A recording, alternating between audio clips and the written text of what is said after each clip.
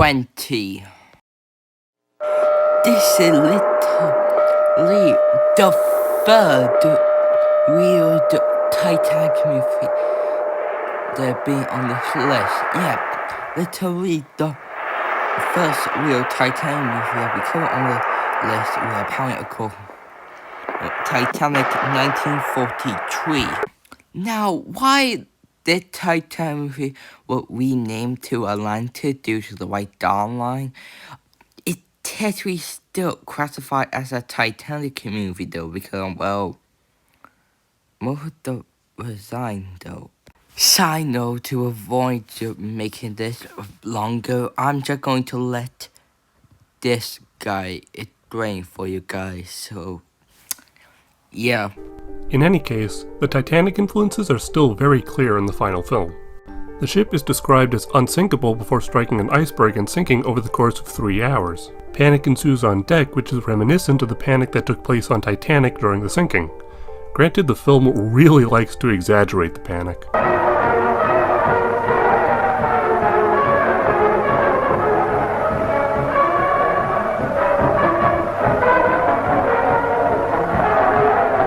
Despite it technically not really being a Titanic film, it's still worth talking about.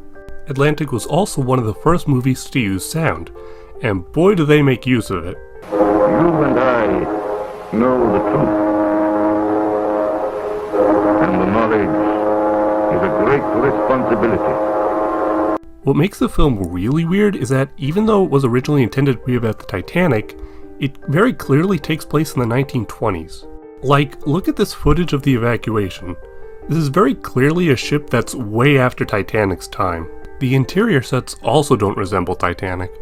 There's a bar on board, which is something Titanic didn't have, and there's also a staircase featured in the film which is very similar to the staircase aboard the RMS Majestic, which was Olympic's adopted sister ship after World War I.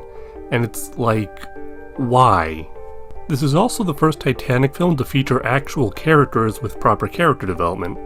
The characters are all fictional, but there's an old couple that might loosely be based on the Strausses.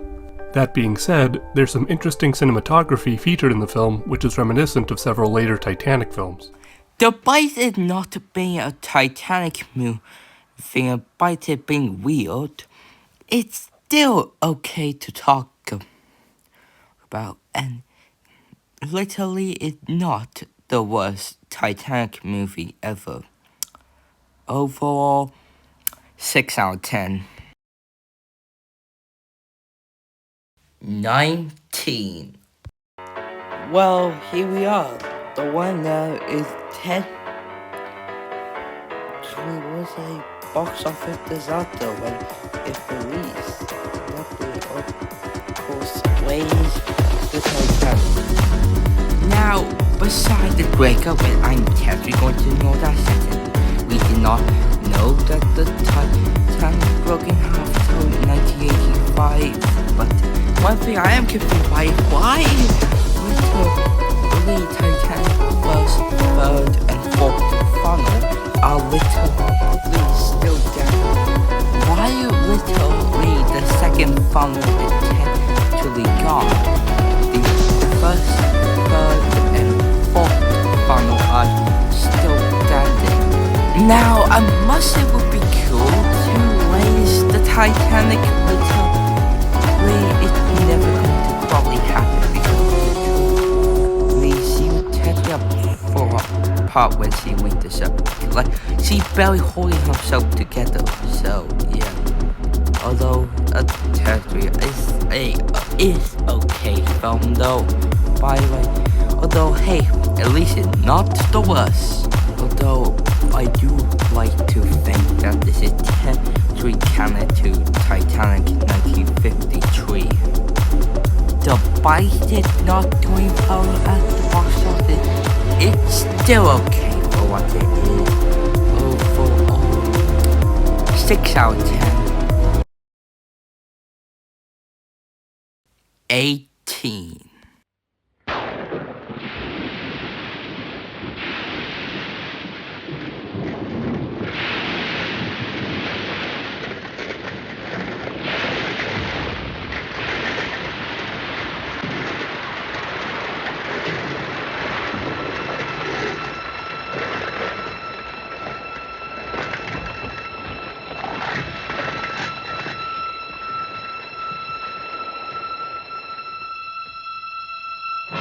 Well, here it is, Titanic, 1953. Now, this film intended those Titanic movies that are weird. Although, this will be the first Titanic movie I recommend you should go and watch. Side note, it's inaccurate, but anyway. You know what, for a second, I'm just going to let Mike Grady from Ocean Liner Design explain this film for you guys, so yeah. The film, appropriately named Titanic, was released in 1953 to much acclaim, and it boasted a star-studded cast. But the film, objectively, was not that great. It was full of inaccuracies which will frustrate any serious Titanic nerd. For example, throughout the entire sinking, an annoying alarm blasts almost non-stop, which of course just didn't happen in real life. But given the scarcity of serious research done on the disaster and the fact that this was Hollywood's first attempt at depicting it, that John Jacob Astor, Titanic's richest passenger, is depicted as selflessly giving up his spot in the boat for a woman with a baby. But in reality, Astor had actually asked to join his wife in a lifeboat, but was refused, so he simply stepped back. Thankful brain though, but Mike, we love you. One thing that they did manage to get correct is that depicting the Titanic lifting to stop, or wait, in fact, the Titanic did lift to stop or during the sinking. You know, but can we do it? 6 out of 10.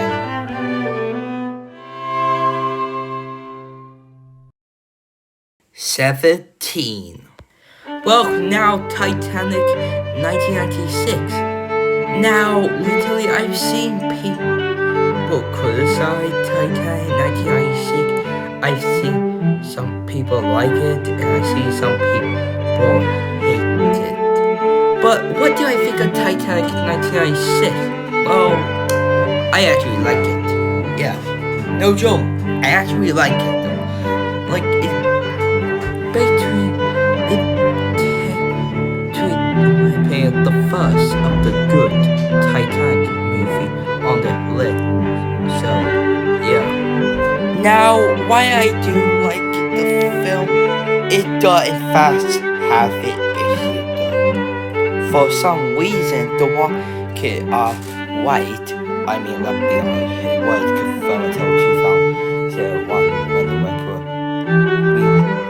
check the cup for the pound, box it out, foil and stick with couple. So, but my biggest issue with this film is, well, it's me. Like I don't understand why this film, along with Titanic in 1943 and James Cameron treated me as the Mediterranean villain, said he would never like this in real life.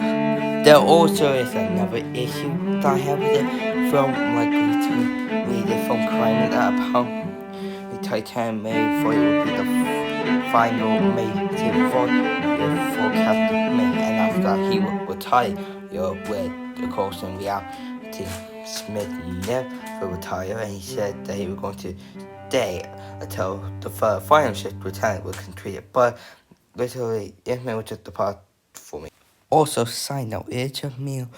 Some of the ship design look nothing like how they did look in real life.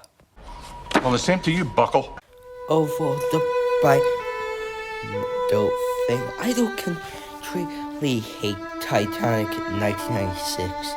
It had great voice, something acting, you know, it's a too well. So for a second, I'm gonna give the Titanic movie a 7 out of 10.